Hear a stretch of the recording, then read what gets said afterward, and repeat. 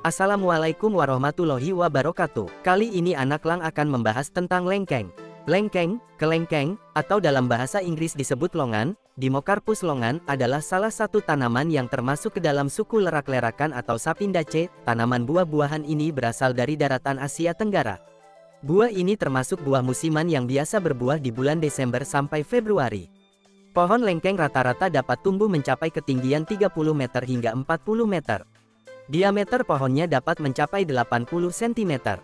Daun lengkeng berjenis daun majemuk. Pada tiap tangkai daun, terdapat 2-6 pasang anak daun. Sebagian besar berbulu rapat pada bagian aksialnya, mengertas sampai menjangat, dengan bulu-bulu keempat terutama di sebelah bawah di dekat pertulangan daun. Perbungaan umumnya di ujung flos terminalis 4-80 cm panjangnya, lebat dengan bulu-bulu kempa, bentuk payung menggarpu.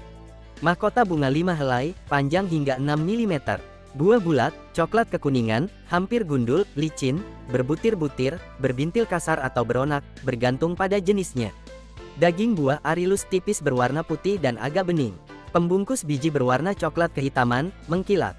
Terkadang berbau agak keras. Ada beberapa jenis lengkeng, Dimmocarpus longan, di antaranya. Sesep, longan var, longan. Longan, lengkeng, lamyaipa berasal dari wilayah pegunungan di Myanmar hingga ke Tiongkok Selatan.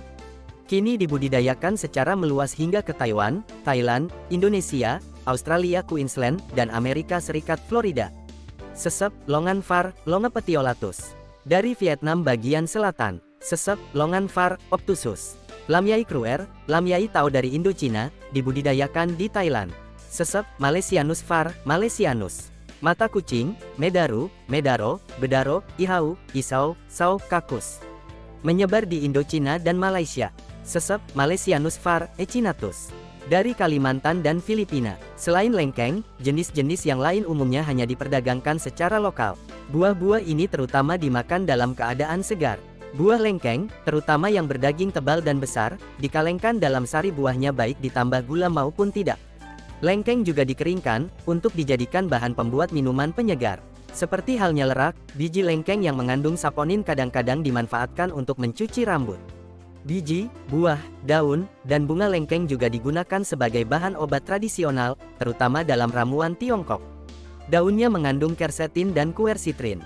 Kayu lengkeng dan kayu bedaro, Dimmocarpus malayensis, merupakan kayu yang cukup baik untuk konstruksi ringan dalam rumah dan bahan perkakas. Manfaat buah kelengkeng untuk kesehatan. Mencegah anemia. Kandungan zat besi dalam kelengkeng membantu produksi sel darah merah, sehingga mencegah risiko anemia. Meningkatkan kesehatan jantung. Kalium dalam kelengkeng berperan dalam menjaga tekanan darah dan mendukung fungsi jantung yang sehat. Menjaga kesehatan mata. Vitamin C dan antioksidan pada kelengkeng melindungi mata dari kerusakan dan peradangan, serta membantu mencegah katarak dan degenerasi makula. Memperkuat tulang. Kandungan mineral seperti kalsium, fosfor, dan zat besi membantu meningkatkan kepadatan dan kekuatan tulang, bahkan dapat membantu mencegah osteoporosis. Melancarkan pencernaan. Serat dalam kelengkeng membantu melancarkan sistem pencernaan dan mencegah sembelit, termasuk pada ibu hamil. Menjaga kesehatan kulit. Vitamin C pada kelengkeng mendorong produksi kolagen, yang penting untuk menjaga kelenturan dan mencegah penuaan dini pada kulit. Menjaga fungsi saraf. Antioksidan di dalam kelengkeng membantu melawan radikal bebas yang dapat mengganggu fungsi sistem saraf, memastikan informasi dapat berjalan lancar dari otak ke seluruh tubuh. Membantu kualitas tidur. Buah kelengkeng diklaim dapat memberikan efek menenangkan dan membantu mengurangi insomnia, sehingga meningkatkan kualitas tidur. Menjaga kesehatan otak. Kandungan antioksidan dan nutrisi lainnya juga berperan dalam menjaga kesehatan otak dan fungsi kognitif. Masa tanam lengkeng bervariasi, dari biji membutuhkan 2-3 tahun untuk berbuah, sedangkan dari cangkok atau sambung pucuk dapat berbuah 8-12 bulan setelah tanam. Waktu dari bunga mekar hingga siap panen adalah sekitar 4,5 hingga 6 bulan, tergantung varietasnya. Waktu panen setelah berbuah. Varietas yang lebih cepat, Diamond River dan Pimpong bisa dipanen dalam waktu 4,5 bulan setelah bunga mekar. Varietas lain, Itoh dan Kateki membutuhkan waktu sekitar 5 hingga 6 bulan setelah berbunga. Tanda siap panen, kulit buah berubah warna menjadi coklat muda hingga coklat tua yang merata. Daging buah terasa bening dan manis, serta memiliki aroma harum. Buah berumur sekitar 100-120 hari setelah berbunga. Cara panen, lakukan pemanenan saat cuaca cerah. Potong tandan buah dengan gunting tajam untuk menghindari kerusakan pada cabang. Pilih waktu yang tepat, yaitu pagi atau sore hari. Hama-hama ini dapat menyebabkan kerusakan pada daun, batang, bunga, dan buah, sehingga menurunkan kualitas dan kuantitas hasil panen. Hama penting pada kelengkeng, penghisap buah, lalat buah, menusukkan telur ke dalam buah, dan larva akan merusak buah dari dalam. Penghisap buah Tessaratoma javanica, menghisap cairan bunga dan buah muda, menyebabkan bunga rontok dan buah menjadi kering, keriput, atau membusuk.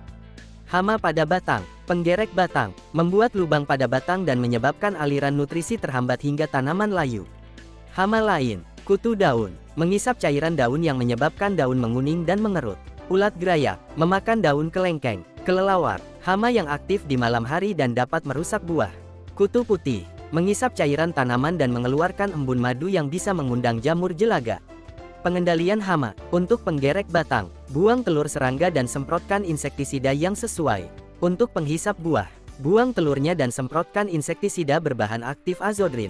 Untuk kutu putih, atur kerapatan tajuk agar sinar matahari masuk, bersihkan area bawah tajuk dari semut, dan gunakan insektisida ramah lingkungan seperti larutan sabun cuci piring.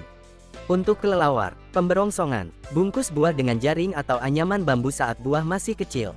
Pengendalian aroma, jauhkan kelelawar dengan menyebarkan bahan berbau menyengat seperti terasi atau ikan asin di sekitar pohon. Pencahayaan, pasang lampu di sekitar kebun karena kelelawar menghindari cahaya. Pengendalian terpadu, gunakan musuh alami, pestisida yang tepat sasaran, dan selalu jaga kebersihan kebun. Sekian yang dapat Anak Lang sampaikan, semoga ilmunya semakin bertambah. Wassalamualaikum.